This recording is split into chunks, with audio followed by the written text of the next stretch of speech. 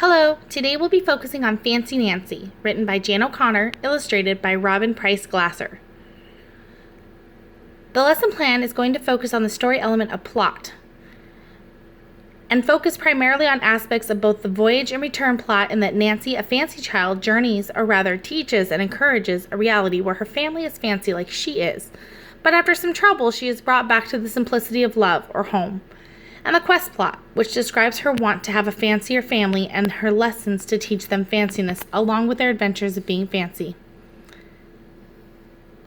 The lesson plan we're going to use is going to focus on the preschool age of children for about 30 minutes, and it's going to have self and social interaction as the developmental focus and content area for the lesson.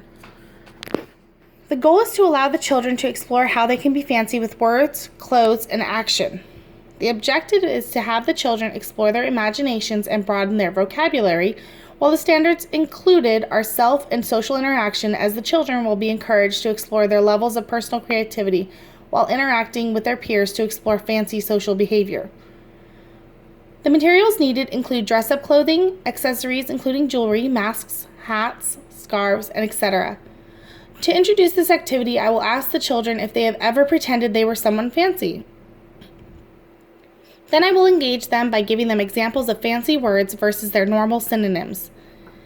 The lesson development consists of 2 steps. First, we will read Fancy Nancy, and I will use voice inflection to highlight fancy versus not fancy words and examples. Then I will ask the children to pretend they are fancy and have them utilize the materials to explore how they would behave if they were fancily clad around other fancy people. The differentiation that I included in this lesson plan is that if a child is too shy to engage in the activity, I will take one-on-one time with the child to discuss how their own lives are fancy and see if I can encourage imaginative play with the child. Another option would be to offer art materials to children who do not want to dress up, so they can create fancy drawings versus not fancy drawings. The assessment I'll be using is to have each of the children create a fancy versus not fancy collage using magazines and display them on the wall for their families along with the explanation of the project, which I will write for them under the collage in their own words so their parents can see and read what they have learned. In closing, I would like to say that this lesson will allow children to explore their imaginations in a creative atmosphere where they can draw from their peers. It will allow them to link what they have learned from the book with their imaginative play results in order to create a collage that will further help them learn how they can intensify their intended messages with stronger, more descriptive, or fancy wording.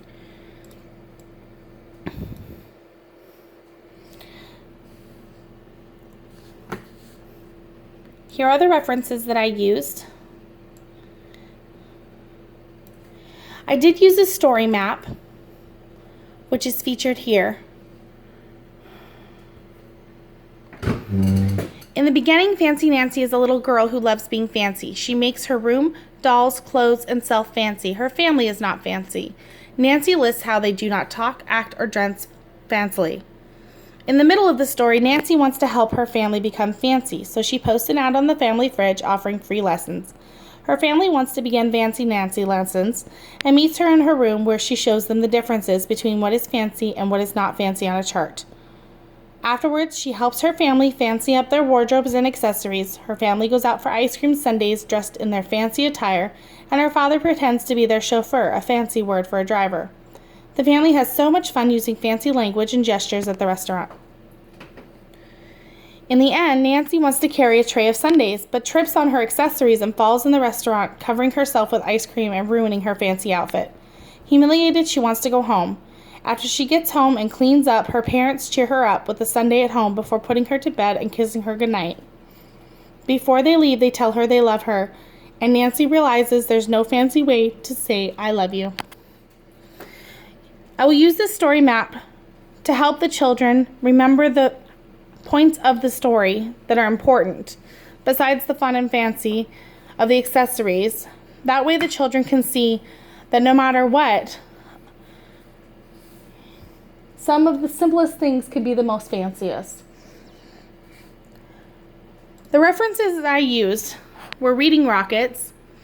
That's where I got my story map, and I retrieved it from this website. The other thing I used was the California Department of Education's website, where I got to look at the California Preschool Learning Foundations Volume 1, which helped me create the lesson plan. I hope you liked my Fancy Nancy lesson plan.